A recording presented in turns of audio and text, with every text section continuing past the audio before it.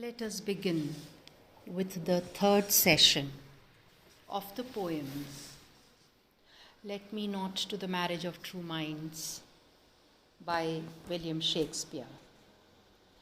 Continuing with the line-wise explanation, lines 5 to 8. Oh no, it is an ever-fixed mark that looks on tempests and is never shaken. It is the star to every wandering bark, whose worth is unknown, although his height be taken. In lines 1 to 4, the speaker makes a broad claim about true love. It does not change in response to obstacles or challenges. In lines 5 to 8, the speaker expands on this idea. If love never changes, he argues, that means it can guide people through the difficulties of life. In lines 5 and 6, the speaker compares love to an ever-fixed mark, in the sense that the speaker uses the word here. A mark is a sea mark, a beacon or lighthouse that helps sailors navigate dangerous stretches of coast. This mark is ever fixed, meaning it does not change or falter even during tempests, that is, during storms. The metaphor means the comparison, implies that life is complicated and treacherous, meaning dangerous. People are like sailors, negotiating storms and rocky coastlines. In its solidity and permanence, true love helps people find a safe passage through the world. In lines 7 to 8, the speaker extends the metaphor, now comparing love to a star.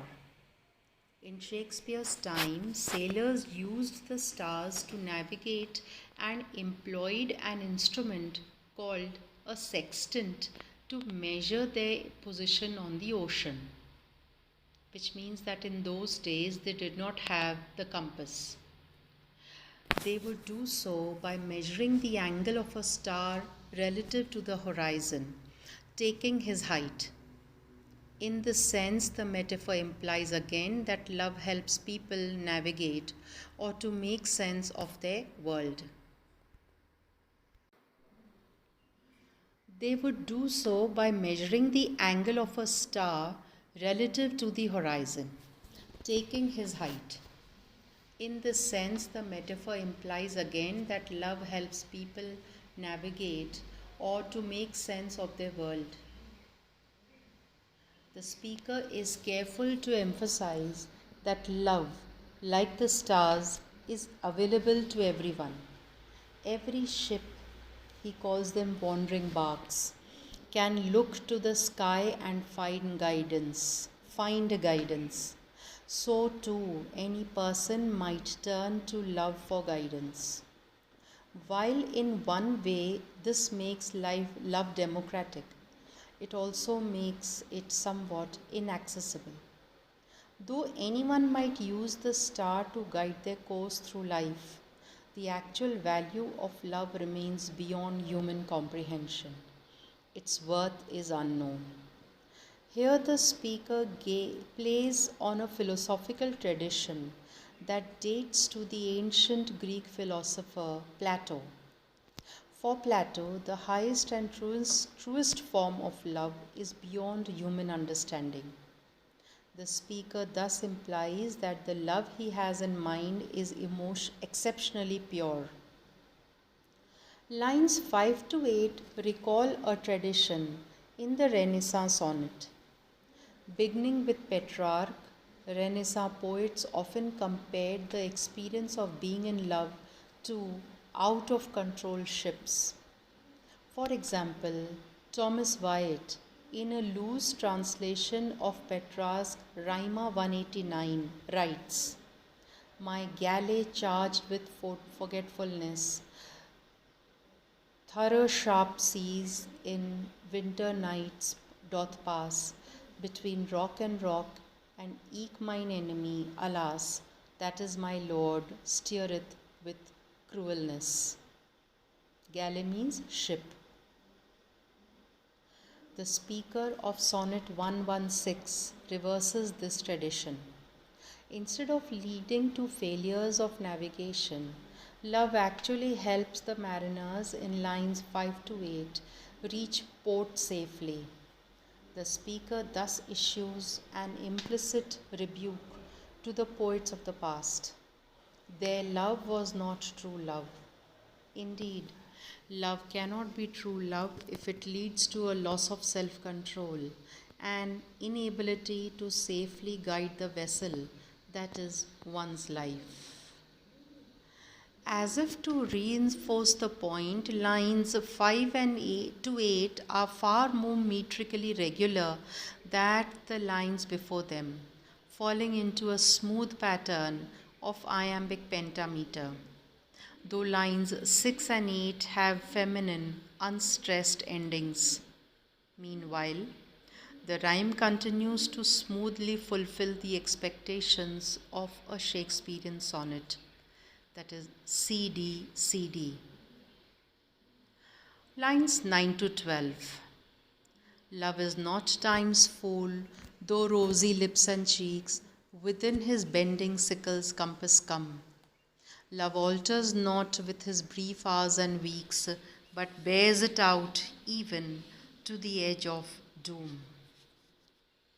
In lines 5 to 8, the speaker meditates on the ways in which love provides guidance in life, helping people navigate their troubles. In lines 9 to 12, he returns to the theme of the poem's opening 4 lines, stressing again that love does not change. He begins in lines 9-10 by thinking about a particular kind of change that any long relationship encounters, that is aging. People get older and they eventually lose their youthful beauty. Time, with its bending sickle, will mow down, that is, crush or destroy, rosy lips and cheeks. But the speaker insists love is not time's fool. Love is not fooled by time. It does not depend on physical beauty, so it does not diminish even as the physical beauty fails. Of course, aging is only one of the things that time might do to a relationship. Passions might cool, or partners might drift apart, that is, move away from one another. In lines 11 and 12, the speaker defends against these disturbing possibilities. True love, he says, does not change at all, even as hours and weeks fly by. Instead, it endures, even to the edge of doom. This phrase might mean two different things. On the one hand, it might be referring to doomsday, the end of time itself, or it might be referring to death, the moment when the lovers themselves die, as in the famous phrase, till death do us part. But readings are plausible, though the first one is significantly more hyperbolic than the latter. Depending on how sincere readers find the poem to be, they may favor one interpretation over the other. These lines thus reiterate, meaning repeat, the speaker's contentions in lines 2 to 4. There, the speaker insists that love does not change when it encounters obstacles or challenges. Here, the speaker supplies an example of the kind of challenge that lovers might face, that is aging, and insists that this should not affect their relationship.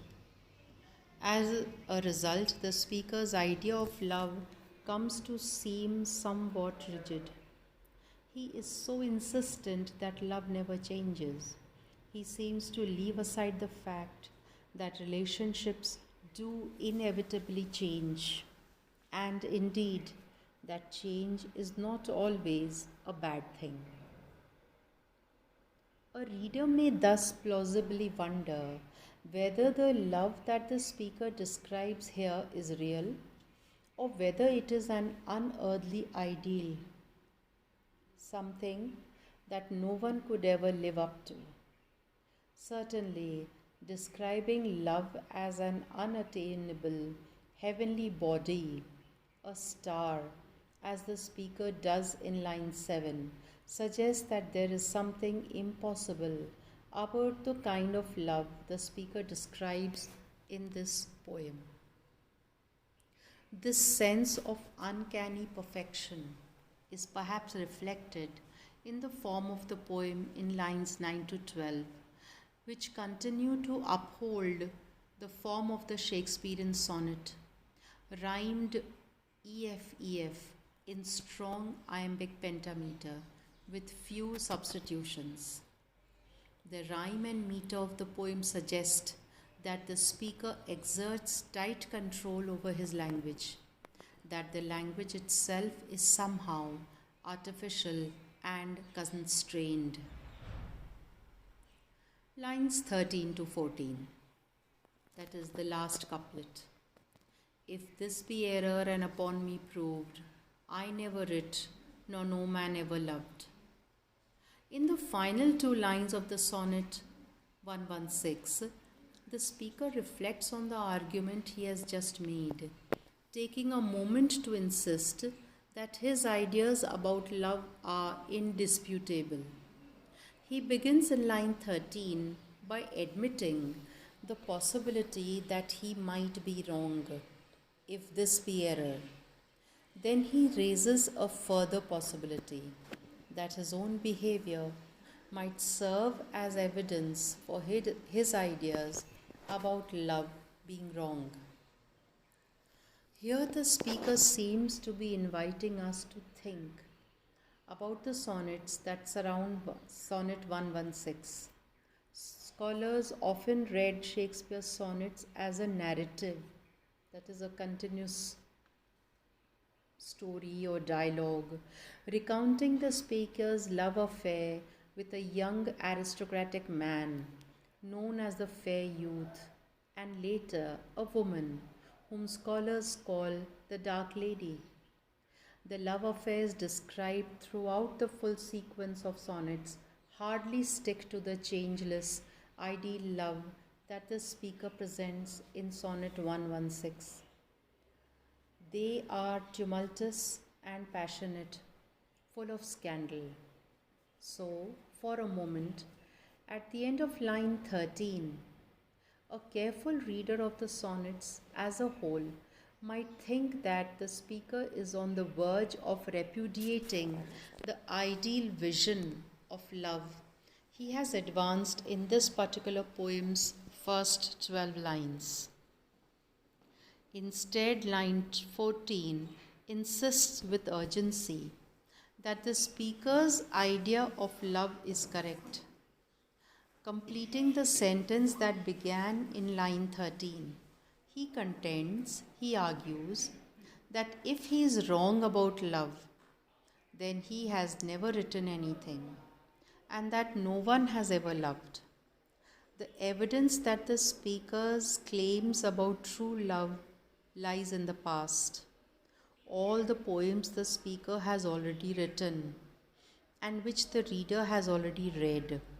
This is the 116th sonnet in a series after all, and all the people who have ever loved. The interpretation of these final lines depends in part on the interpretation of the poem's first two lines. The poem's opening sentence poses a problem for the reader. One wonders who the speaker is talking to, himself or to a lover. And if he is speaking to himself, these final lines might feel like someone repeating and reinforcing a prayer. But if he is speaking to someone else, they might feel less convincing, hyperbolic, grandiose, overreaching. In that case, one might feel that the lover is skeptical, means doubtful, unconvinced, and that the speaker is struggling to find some way to convince him as the poem ends. In the final two lines of the poem, the rhyme scheme shifts. In place of units of four lines rhymed A B A B, we find two lines rhymed B B. The final couplet in the poem returns to the rhyme of lines 2 and 4. This is unusual in a Shakespearean sonnet and emphasizes the speaker's argument. Just as the love resists change, so too the poem resists the novelty, returning to its early rhyme sounds and calling the reader's mind back to the poem's early arguments. The poem's meter remains strongly in iambic pentameter. Indeed, these are two of the most regular lines in the entire poem.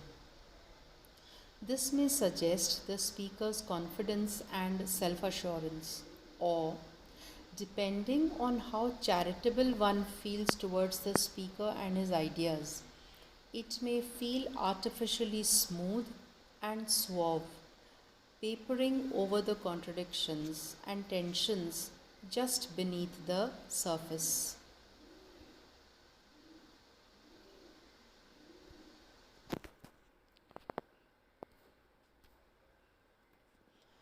With this, we end with the line wise explanation of the poem, Let Me Not to the Marriage of True Minds. We will continue and look at the themes. In other words, we will analyze the poem in different ways in the next session. Thank you.